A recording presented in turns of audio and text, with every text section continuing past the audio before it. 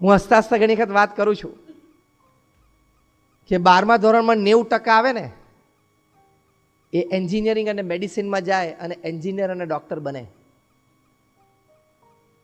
15% ઓછા આવે ને, એટલે કે 75% આવે ને, એ કોમર્સ ફિલ્ડમાં જાય, કંપની ખોલે અને આ બંને જણાને નોકરીએ રાખે.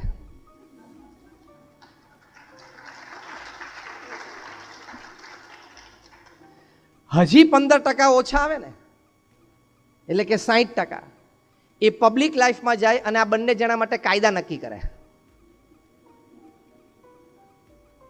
અને છેલ્લે હસતા હસતા કહું છું, it's just a joke, a casual light moment. હજી 15% ઓછા આવે ને, 45% અંડરવર્લ્ડમાં જાય ને આ ત્રણેયને કંટ્રોલ કરે.